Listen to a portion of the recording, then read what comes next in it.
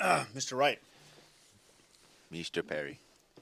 All right, mate. So I've got a question for you. Yeah, I'd like to feel bad for you, dude, and appreciate your support, but you missed the party. And I think about how, like, had the process been drawn out, where would I have been today? Off of this, like, this split decision I made to enlist and join, like, it was immediate, right? I saw this bloke, right? He was driving down the highway. He had 2 American flags on the back of his truck, and right, big beard on him. Hell yeah, brother. That's what I'm saying, right? See, I hear that all the time. Hell, your brother, ski ye. Social media creates these echo chambers, right, where their algorithms just feed you more of what you want to see. That's how we operate as an organization. Like, you need to leave those ideologies at the door, and then when you're putting that uniform on, you stand for something bigger than just yourself. I mean, like there's a two sides to every coin, right? And that's kind of how we are.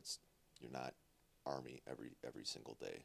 Oh my God! Wait, what? Like, what are you? Why are you? What? And I was like, you got to go to parade when you talk to me from now on, right? And I am Sergeant. I'm not bro. I'm not dude. I'm not homeboy. I am Sergeant Perry. That's when it kind of sinks in, where it's like, holy shit, I'm the boogie woogie bugle boy now. I don't care what you do 9 to 5. You still have soldiers that you're responsible for, and if you're not doing that, then shame on you. And don't be a turd, because we don't hire turds. Yeah. If we put you in, congratulations, you're not a turd. We chose you. Sergeant Perry, tell me about yourself. I'm from Puerto Rico. I'm just kidding, right? Well, I think one thing that we have that's good for us, double interview-wise, is we're from the same hometown. Went to high school together. Yeah. Yeah. That's what I'm saying. There's two other weird, guys mate. from this unit that also are from our town. Yeah. They're also Cav. Yeah. It's a cult. It is a cult. So if you just want to start by saying your names. Jonathan Patrick Wright. Quincy Perry. Sergeant Quincy Perry. You guys are both recruiters? Yes. Dallas gang? Yeah. Pandas. That's Dallas, though, I guess. So. We can't say Stylus. I guess, I don't know. I couldn't put it on there. West Alice storefront team. Yeah. Detachment 2, Bravo Company. It's great. It's great company. Pandas. Okay. So what are we talking about? Let's get some hot things We're going. awful at this. Yeah, I know. Once I get going though, I'm not. I don't know what to do with my hands. Alright, so Jack, how long have you been doing recruiting, including all your FT&G time and specialist time or whatever? Yeah, so I came on as an assistant in June of 2020, and then got an RSID and started actually recruiting in October of 2020, and I've been doing that pretty much since. I took like a 6-month hiatus to get a civilian job and try that out. Wasn't my thing. Turned out I loved this job a lot more than I gave myself credit for, and then I came back like 6 months after leaving. What did you do for your civilian 6 months? Recruited. So you guys both have civilian recruiting Yep. experience? Yeah. You want to talk about how it's different from Army recruiting? Yeah. Yeah, my civilian recruiting job, I was in a cubicle, searching LinkedIn, Indeed, ZipRecruiter, Monster, like all like the hiring platforms. And it was, I'd get a job from our sales guys saying like, hey, X company is hiring this job. This is what they need to know. This is what their experience needs to look like. So then I'd search them up, find a good, proper, cool pool of candidates, and then kind of narrow down the search until I find the right candidates for each job, and then submit it to the hiring managers. If they got hired, great. Then I did my job and move on to the next one. Then if they didn't, just keep looking. So it was very, I don't want to say like hands off, but like here we're constantly like we're out in the community and like actually talking face to face with people, and I think that's the part, like the personal touch of it is kind of the biggest difference between this and that world, at least in my experience. Sergeant Perry? Yeah, same thing, kind of. As a travel nurse recruiter, and I worked from home. I go to the office in Appleton like once or twice a week, maybe. But it was different because I feel like I wasn't like selling. Like with travel nurse recruiting, people were getting paid a lot of money. So they came to me. I think that's the big difference between this job and that job is like like I feel like getting a candidate that's qualified here is like that's I think one of the hardest parts. And for me with that job, the hard part was getting my nurse the job. So I feel like because it was so competitive, you'd have like over 100 applicants submit to one job. So like making my nurse look good on paper was my like that's what I had to do. So I think the big thing with that too though is you kept working with them, so it was nice because you could build that like consistent flow and book of business with people who kept working with you throughout the span of your career. So yeah, it was different. I think different challenges, and you didn't have to be so hands on.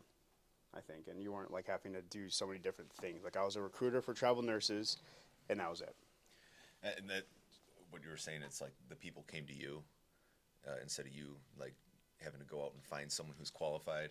Like the talent pool is there. It's just dependent on if the company wants them, right? Is that kind of what you're getting at? Like This facility, yes. Yeah. My job is to staff. Basically, like I staff, and the other, there's a bunch of other recruiting agencies try. It's like working with other branches, right? Like Navy, Air Force, active duty, Army. Like they're trying to take these applicants and they're trying to get them to commit to their organization. And my job as a recruiter was like, hey, I'm this guy. I'm this stuff. These are my rates. This is what we're paying. Like this is why you should join me in my quest to get you a job. So with that, what I'm hearing is a big difference between that and kind of the talent pool that we're working with on this type of recruiting is there's a lot of people that want to join. Like there are, and we meet them every single day.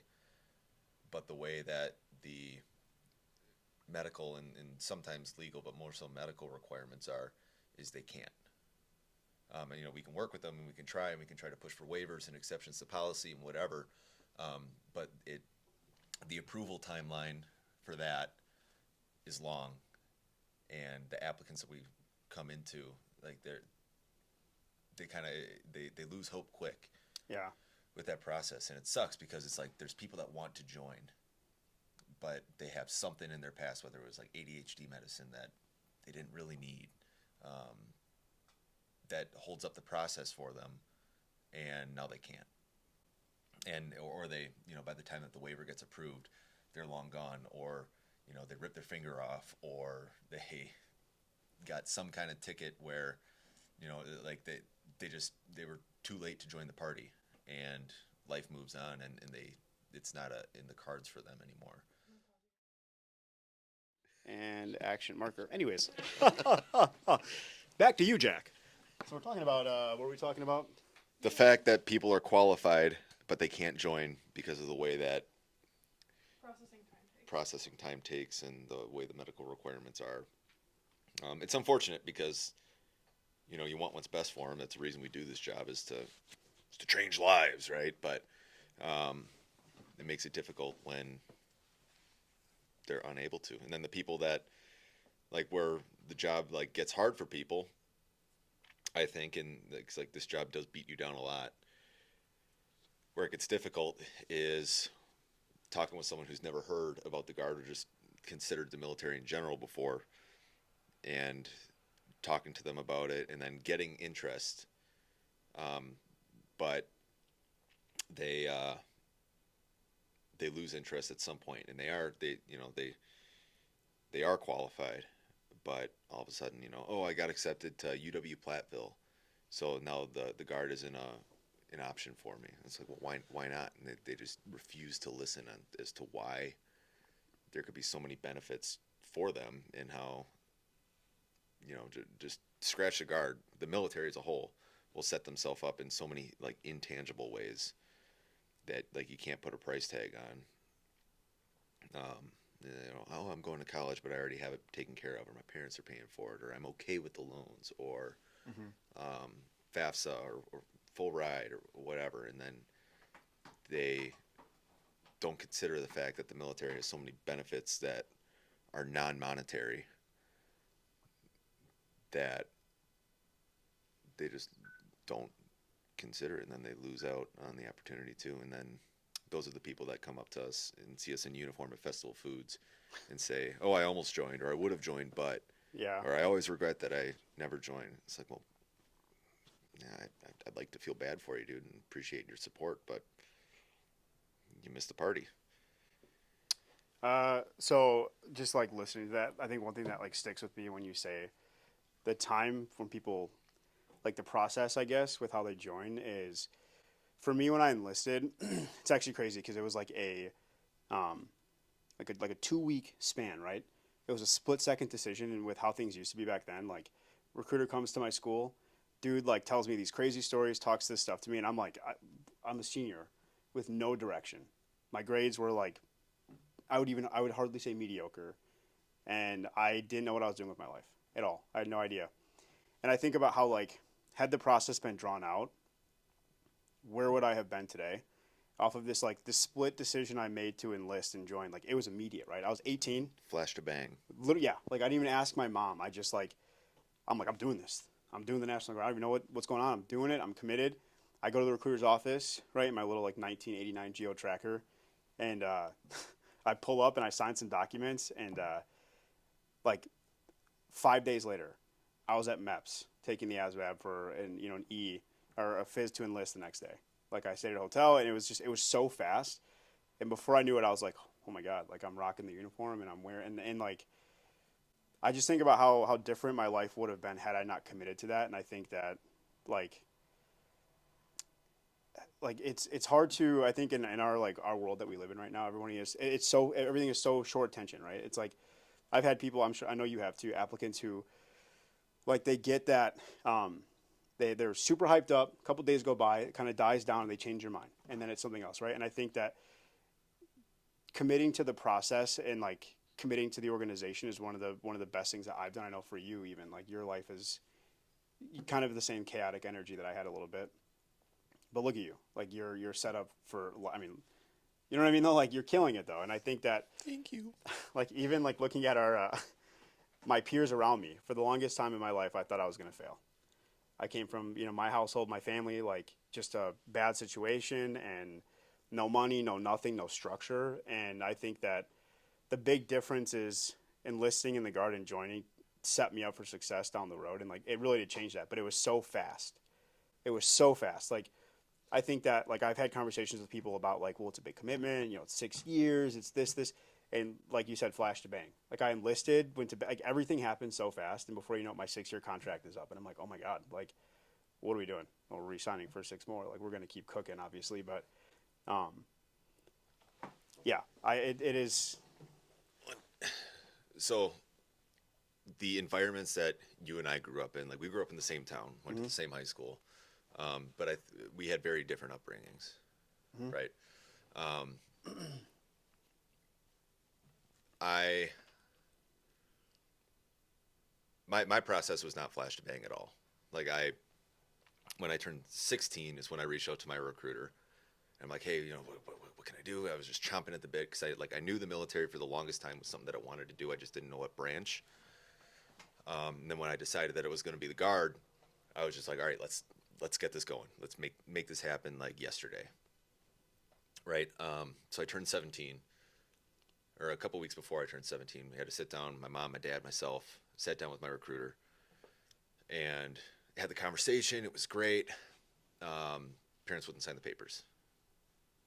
So I'm just sitting here, just all frustrated, just frustrated with the world that I have to wait longer and like this is stupid.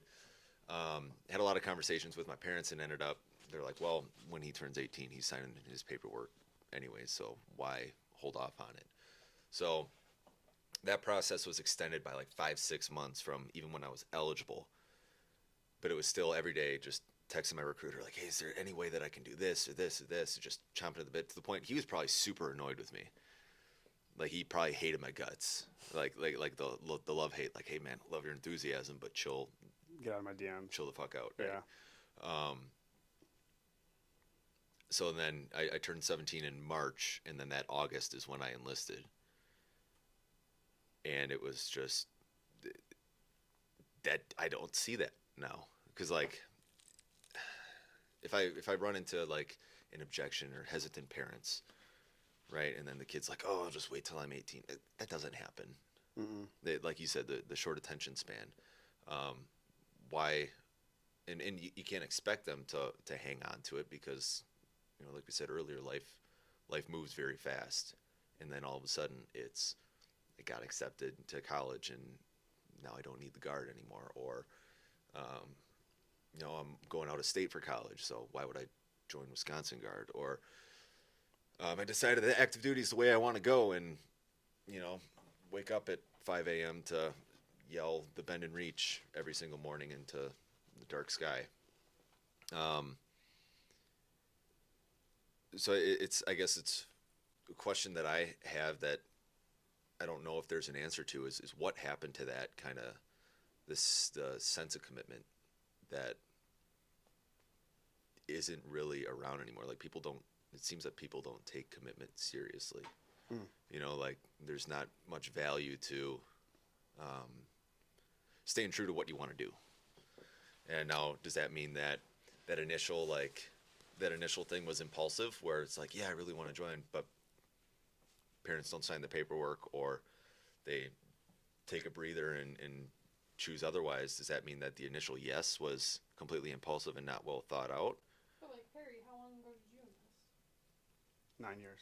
It sounds like yours was impulsive. Extremely impulsive. Right. Yeah.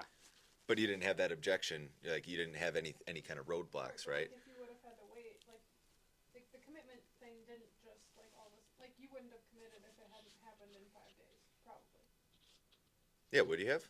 If it wasn't so flash to bang and it was drawn Well, out, I like think do you think it that's ended? part of what you're asking yourself. Yeah, Yeah. I think that's so. Yeah, I think. I don't think it's necessarily a recent. Well, yeah, and well, I think the other thing is too, though, right? To like kind of dive into that more so is that like I at the time I think like having like no plan or direction, realistically, honestly, like the recruiter to me was like a father figure almost, right? Like this big, like very well put together man comes into my life and he's like, you want to join? Let me get you in here, like. And I'm thinking, like, he's got his life together. This guy's got it figured out. He's hardcore. Like, I want to follow you, right? I want to follow that guy. But I think the other thing is, too, kind of like she said, is like, at the time, had another opportunity had jumped out at me and it wasn't so flash bang, I might have taken it. And I think that the problem, I think, with today and what we see and why it's so difficult to commit to things like this is because there's so many, like, because of social media and like access to everything in the world now. I feel like a lot of what we used to be like, I mean, look at both of us in Delavan, right? Community wise, like all I really knew was Delavan. All I knew was Delavan drama. I didn't know anything about anything in other places because I just was so center focused because there was no major, like Snapchat had just come out, right? Like Facebook was it, and that was ruled by like moms, and Instagram was brand new. Twitter was like the bee's knees then. And it was just beef between high schools. But like, I think people having access to so many things in the world have like this idea that like committing to something for 6 years, right, is like that's just ludicrous. That's insane. And to me, A lifetime. right, back then, like 6 years to me, I was like, what, dude? 6 years? That's it? That's all you're asking? Like, too easy. But like, there are people have made a lot more money and set themselves up for success in a lot easier of ways, but I think that in my opinion, this is by far the most reliable and the safest bet for that. I think that idea that you're going to be that person who, and it sounds mean, but like, oh yeah, I got a scholarship to play ball. Okay, are you one in 200 million that get that opportunity to go pro? Probably not, right? Do you have what it takes? Do you have that? And I think that I was one of those guys who thought like, well, I'm a good athlete. I can do this. I can do that. Right. But my life was a disaster, and people don't understand that things come at you so many different ways, so many different, like direct. I mean, everything changes, right? Like I'm a college kid today, and tomorrow I'm a apprentice for welding. And then two months later, I'm this, or, I was a travel nurse recruiter. Now I'm an Army recruiter. And, let's just say I take a different job somewhere else. Like now I'm a training NCO. Like you just don't know. But I think that the big thing is this for 6 years or whatever your contract looks like, right, is consistent and does not go away. It is safe. It is, and people think it's not safe. People think like, oh, war and deployment and basic training. But at the end of the day, consistency, this is it. This is the safest bet. Like, well, like going active duty, like your duty station, you really don't know where you're gonna go. I want to go to, I want to go to Germany. Okay, too bad you're in Kentucky. Too bad you're in Georgia. 4 years later, you're going to whatever. Like, but with this, like I chose 19 Delta in Fort Atkinson, and for the first 6 years of my contract, I was a 19 Delta in Fort Atkinson, and no one could take that away from me. I think that's like the big thing that people don't understand. Me too. The only reason I ever left Fort Atkinson as a 19 Delta was because I accepted a promotion. I could have denied it, but I accepted a promotion to be a 19 Delta in Watertown. Right. Right. Like, you get out what you put in. Mm-hmm. Like kind of like what you were saying is the energy cannot be created nor destroyed. Right. It just is. Same deal. The same energy that you put in comes right back at you. And if it's positive energy, then it's good. And if it's negative, then it's bad. Which I'm very good at doing. So negative energy, but you know what I'm saying. He's trying to bring the vibe up today. Yeah. Yeah, buddy. But no, I think it's. I think you hit the nail on the head though with the safety thing. Yeah. It'll always be there. Right. It doesn't, and unless like you said, you get what you put out of it. If you choose to do, I mean, the wrong thing, like there's even points in my career, right, where I got like when I was in college where I like put on like 30, 40 pounds, and you know what made me lose that weight is not my own will. It wasn't I mean, at the end of the day, it was eventually, right, but it wasn't my own like, oh God, I gotta get my life together, or I gotta stop doing this, I gotta do the right thing, whatever. It was the guard. I got here and was so close to feeling taped. They're like, you need to figure it out, buddy. Take care of yourself. And I did. And I mean, there's a lot of people you see in the uniform today that like this is just like this consistent guideline that you have to follow that keeps you on the right path, regardless of what what you benefits you use, or like there's two very hard lines on each side of you that say, hey, this is where you can operate within.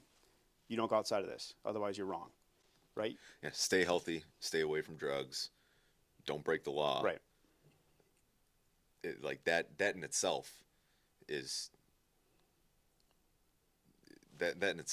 a, well, like you said, it's a guideline. It's left and right limit. Mm-hmm. Stay within those and you're good to go. And then on top of that, you're also given access to people from so many different walks of life.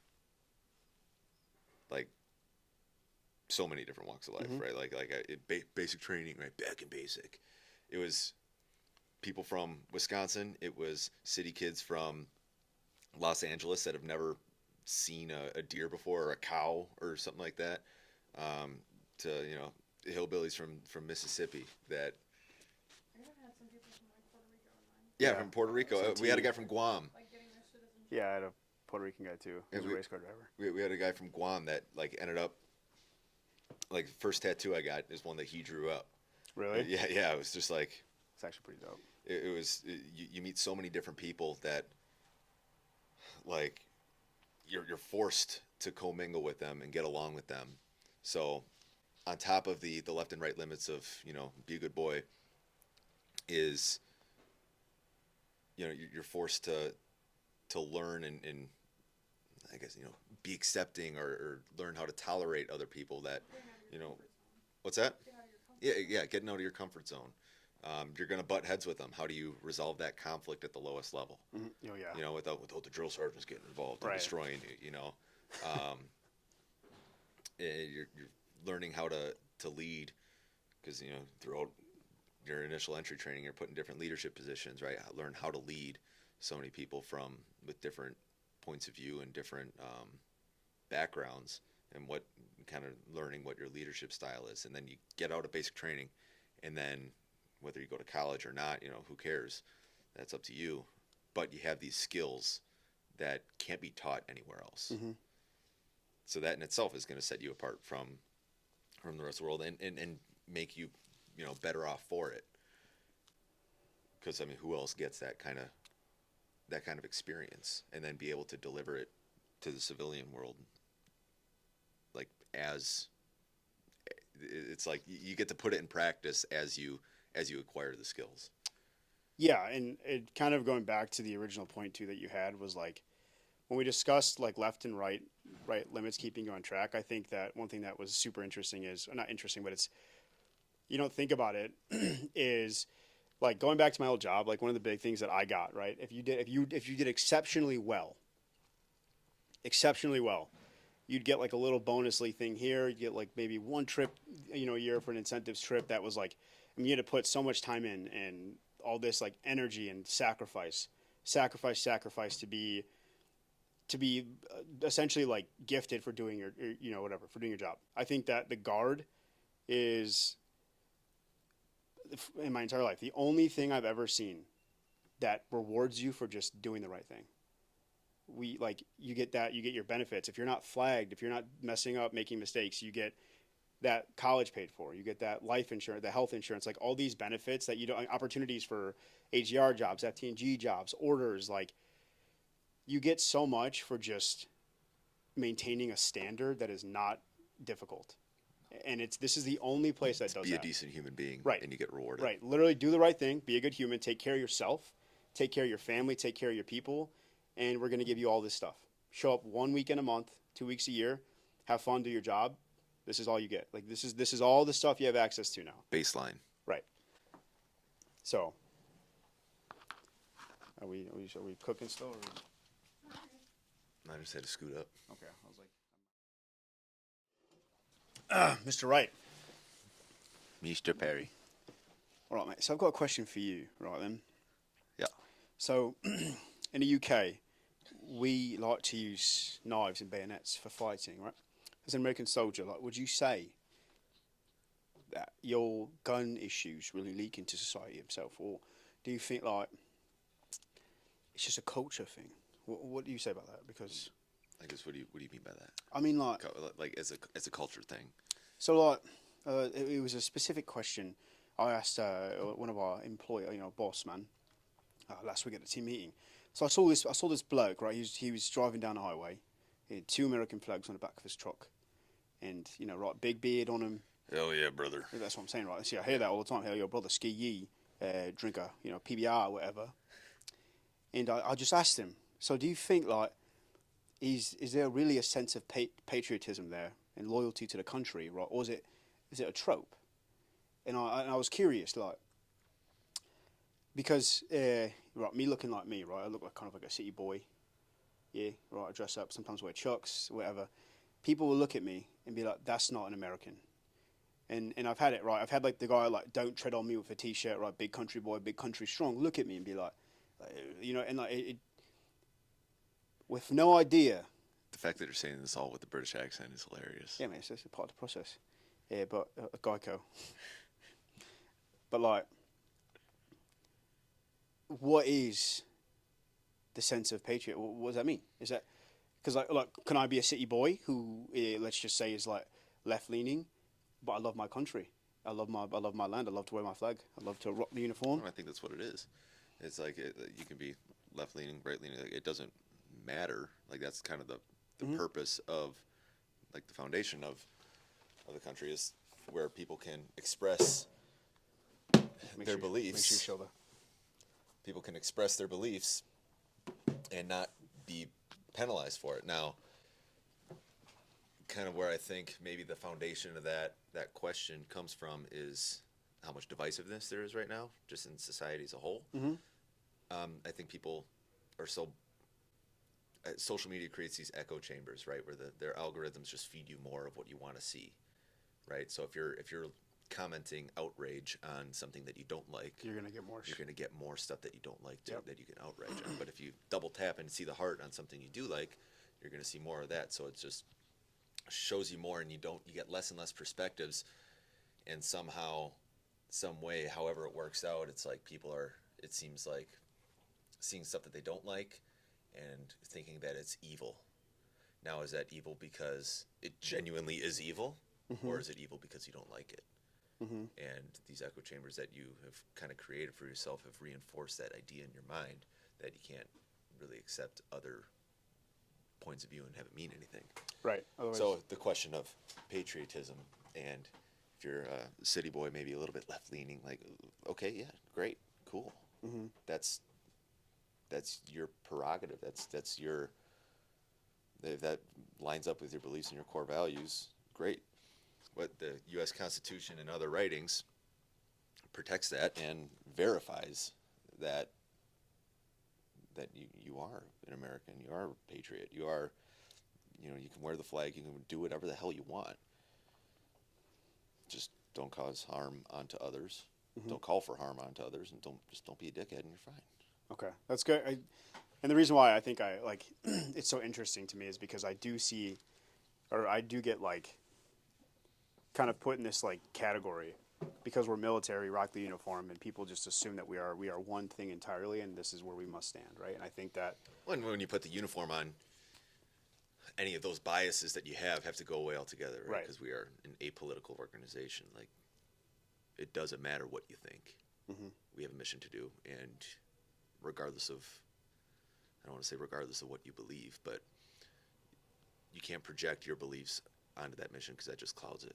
right, and that's you would asking you would say that's very important for like recruits and troops to know, like if that like that's how we operate as an organization. Like you need to leave those ideologies at the door, and then when you're putting that uniform on, you know you stand for something bigger than just yourself. I mean, it's the reason, like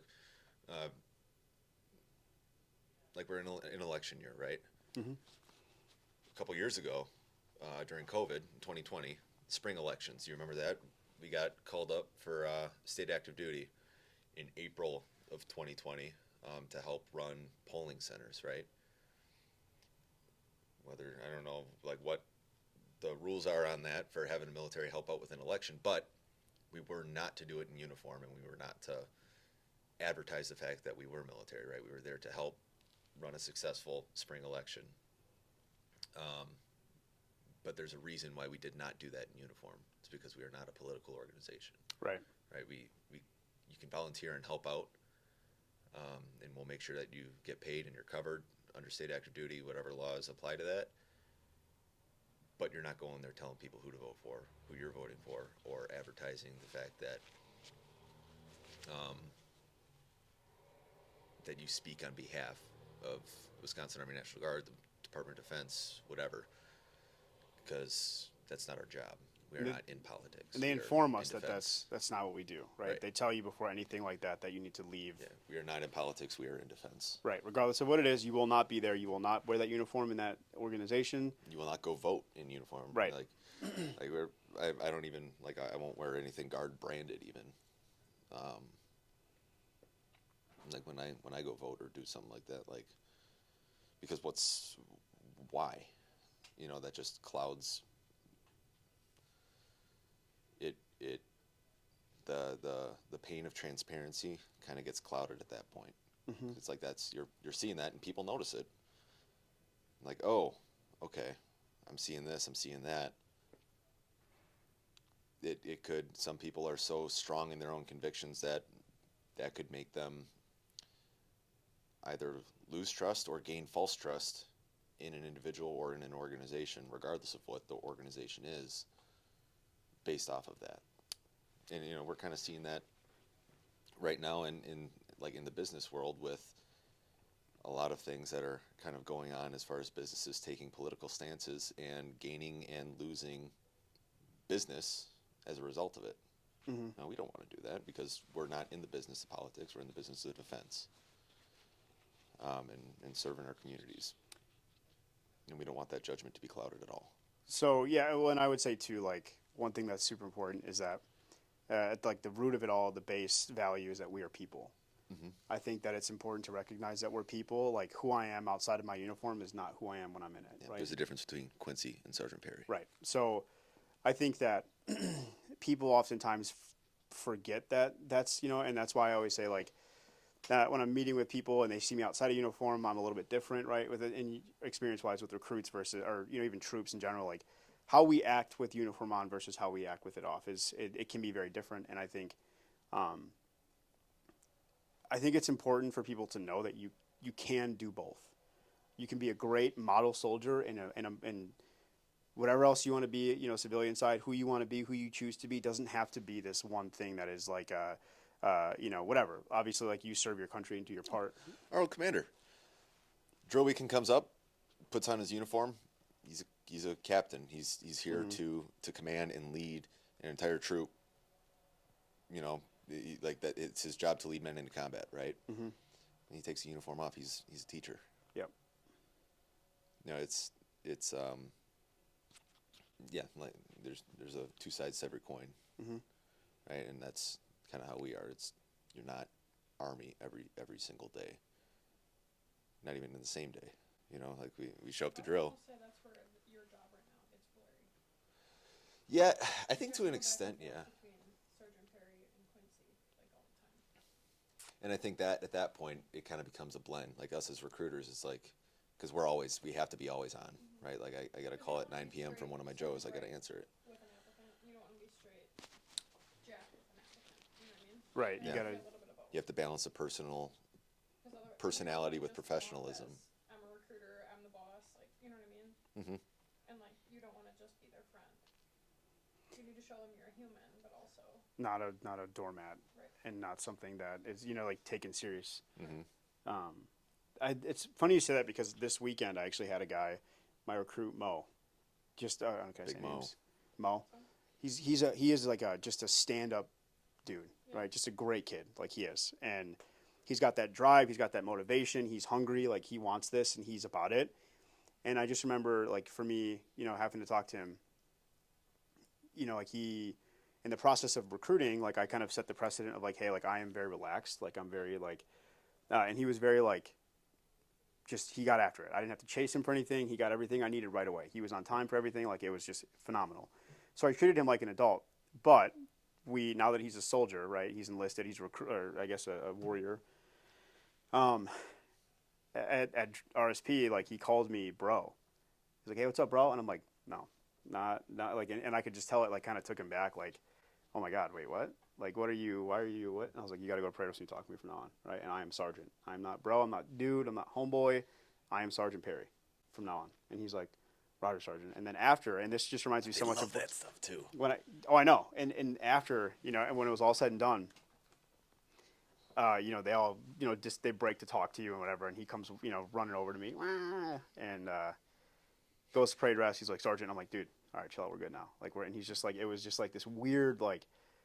Oh my God, I can rest, I can relax, I can't relax. And I think that that's one of the cool parts of our job is that we do get to do that. I think it can be hard sometimes to definitely toggle between the two of them and switch it off and on because I'm not like as an NCO, I'm not like one of those guys who's like, yeah, I'm not like, I can be, but that's not my default. So, but I know that for the troops and for recruits and for structure and setting people up for success, they need to understand that like, there is structure, there's rank, and I earn this.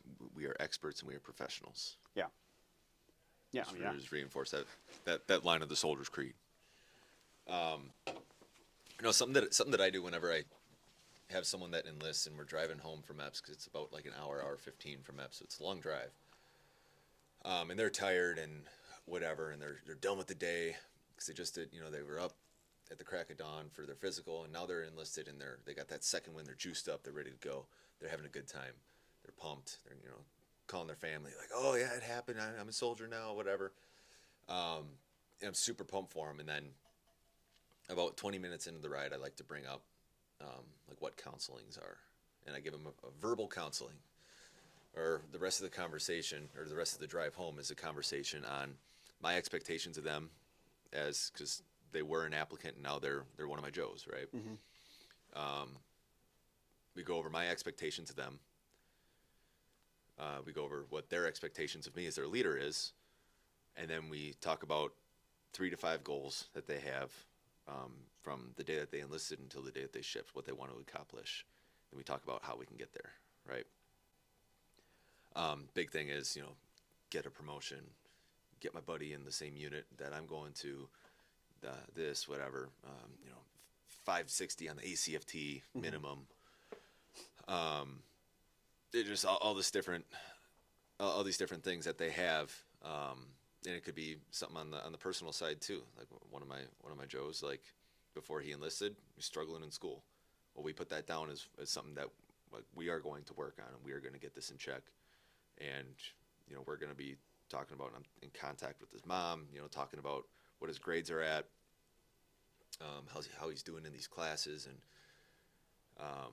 it sets them up for success before they even really get started in their career. And talking about counseling, so yes sergeant, no sergeant, it just reinforces they're juiced up, they're ready to go, they're having a good time, and they're like that's when it kind of sinks in, where it's like, holy shit, Mm-hmm. I'm the boogie woogie bugle boy now. We're ready to go. So it sounds like you invest a lot in your troops, though. Yeah, You care about them. It's our job to. We're NCOs, right? I don't think every NCO takes that. And then that's a mistake on their part. Like, and I will stand by that. Like, it is our job as NCOs to guide and nurture our soldiers and coach them and mentor them, because what is it? I'm a non-commissioned officer, a leader of soldiers, right? If you're an NCO, even if you're not at the line, if you're a recruiter, like we were just talking about this off camera, how the recruiting world and being a line unit are like completely different worlds, right? But regardless, we're wearing a uniform. We have the chevrons on our chest. Like, it is our job to do that. Like, I don't care what you do 9 to 5. You still have soldiers that you're responsible for, and if you're not doing that, then shame on you. Mm-hmm. Because it's not that's the mission, and you're letting your personal laziness cloud that mission. Like we were talking about with the politics stuff, letting your personal beliefs kind of cloud the mission. That's exactly what you're doing if you're not investing in your soldiers. So you would say that sets us aside 100% lazy from other recruiters, because I think that, like, again, like you said before when we first started talking, was, and like I was, like, our old jobs were basically get this person built up, send them off, get them a job, and then c'est la vie, next And candidate. Flash to bang. Yep. Every single candidate. So this maybe even if it is a flash to bang enlistment, right? We still have them for weeks to months, if like they're a high school junior, then to years sometimes before they make it to their unit, and that entire time they're our responsibility. It is our job. We're doing them a disservice if we're not investing in them. Yep, and I can even say in my experience from Flash to Bang too, like my recruiter, like we're still very good friends now, and like I trust the guy with my life, honestly, and even after I was in, and it wasn't like he just said next. It wasn't like I was a number. It was that he knew all about my life. He knew everything. Whatever was going on, he knew about it. He cared about it. He was there. He listened to me. He would talk to me and support me. And I feel like, I think that's like when people look at us like salesmen. I hate, and I think about this. I used to when I first got here a lot, actually. Is I am a terrible salesman. I'm so bad at sales. I don't like selling product. I don't like pushing my agenda. Like I feel like that's not my thing. But I think with recruiting in the Guard and what we do and like our message and like we're products of what I'm not selling a product that I haven't used, that I don't continue to use every single day, that I don't. The product is yourself. Right. You're selling yourself. Right. And if people buy into that, then it means that you're a good product. Right. It's you believe it, you use it, you trust it, and I like. That's something that kind of sets Guard recruiters apart just as a whole from other branches too. Is like, for the most part, we all grew up here, right? Like I work in Fort. I grew up 30 minutes away, right? Like I don't shit where I eat. I know a lot of people just in the general area, and I'm going to be here for a long time. Now, I've been here for a long time, whereas other branches, by and large, being a recruiter it's like a 3-4 year tour as a broadening assignment before they go back to the line, so they can get more well-rounded as a soldier, as a Marine, or whatever. There are career recruiters in other branches, but for the most part, it's guys that are come from the 82nd Airborne and want to kick in doors and jump out of planes, and now they have to sit behind a desk and talk to 17-year-olds. It's a very different change of pace that they didn't necessarily want, and some of them end up developing a passion. Like I'm pretty decent friends with my active duty counterparts in this area, and like they do care about the job a lot, and they care about what they do, but it's not what they signed up to do, and they want to get back to it, right? Because it is it's a tough job, but if your heart's not in it, then why would anyone buy into you? I think that's the thing that I've noticed about both of you is your heart is in it. Like, you're not just, like, I don't know if, like, you've never been a nurse, right? So it's, like, hard for you to, like, be Mhm. super invested in nurse recruiting, and it sounds like you were just recruiting in general, right? For civilian IT, IT, and I okay, hate so, computers. exactly. But, like, this is something that has changed your lives Mhm. Yeah. in a positive, I mean, there's been negatives throughout your own career, I'm sure, but Mhm. overall, this has been a net positive on your life, and it's easy for you to sell that because you're a product of the benefits of it. Mhm. Yeah. Yeah, and I think that that's why it's so like I take the job so personally because I like believe in it and I want to succeed and I like We're a small organization too. Like we yeah. are going to run into these people again that we Yep. put in. Yep, we serve Right, with like people. the some of the people that like I Gabe McKern, Gucci Gabe. Um, I remember I didn't put him in, but I drove him to MEPS when he shipped out, and I didn't even know because I knew him before the guard. All of a sudden, I pick him up down in Beloit, where my recruiter works now as a readiness NCO. So I'm shooting the breeze with him, and then all of a sudden, Gucci Gabe shows up. I'm like, dude, what? We're going? He's like, yeah, I'm gonna be a Cav Scout in Fort Atkinson. I'm like, no shit. Mhm. So it's like you run into these people. Some of the people that like I adopted when I first took over this area. They're medics now and like drawing my blood at SRP, and like it's cool seeing someone who like you remember what they were like before they joined, and now you're seeing them like go off in their career, and if they know you and they had a positive experience with you, that's just gonna set you up for success down the road too. It's like, and we don't want to hire idiots. Mhm. You know, like I'm not going to put someone in Fort Atkinson. If I end up back here as like a training NCO or a supply NCO or something like that, I don't want to serve with an idiot, with someone who's not invested and committed to the organization. And that I mean, it's a job, right? We have a very specific job to do, and that's, you know, it's a combat arms job. It's to go to combat, right? Why would you hire someone that's not fit for that type of job? Mhm. So, in that kind of sense too, it's like we're doing ourselves and our battle buddies a disservice, right? If we're putting someone in who's not fit for the job. So a big part of our job is talent management and career mapping, and like, hey, do you have the personality for this? Do you have the grit and the resilience for this job, or maybe is a different one better suited for you, or maybe a whole other branch, or no branch at all? So yeah, I mean to hit I guess just walk through that with you. Um, Starting off with the community sense of things is like it is crazy how small and tight knit this whole thing is. And like my last enlistment was good buddies and worked with one of my like soldiers from the Cav. It was so weird. Like he's like, oh yeah, you know Specialist Button, this guy right here, and I'm like, dude, what? Like text him right now. And he's like, oh yeah, like that guy's great, like whatever. So it just shows that like we really are. We're all around you. We're all around the community. We serve. We work. We like And you wouldn't even know it. right. And that's what's crazy, right? Is this kid was good buddies with a soldier in Fort Atkinson that I served with like the last like year and a half that I didn't even like. It was just crazy connections, right? And Button, of course, is like, dude, yeah, this is great. Like, you should definitely enlist, like, join. But,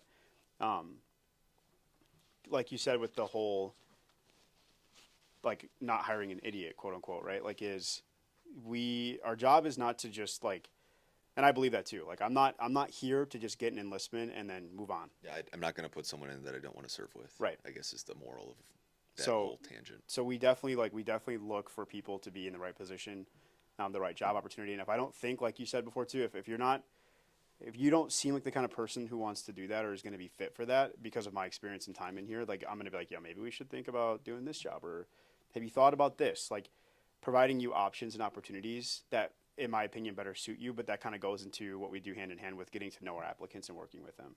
I think our objective and job is not to just get you to sign documents, send you to MEPS, get you to enlist, and then we move on. I think definitely both of us as recruiters strive to know our people. I strive to know my recruit. I strive to know who I'm working with. Even if I don't enlist you, I still want to know who you are. And I take that time to understand and have that conversation with you and try and open you up. So I'll go pay you. So I'll go pay you really bad. Alright, just wrap it up. You guys have been talking for a long time. Okay. Moral of the story.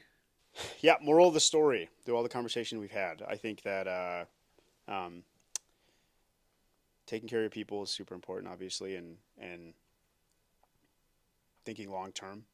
Like we said, just in the beginning, my process was very flash to bang, and it ended up changing my life, and your process was very drawn out and long, and it still changed your life. So I think stop thinking about what's in front of you at this very moment. Start thinking about what's going to be in front of you in 5 years or 6 years or 10 years or 15. I think having these plans is super important and will really set you up for success. It's the easiest commitment I've ever made in my life. And don't be a turd, because we don't hire turds.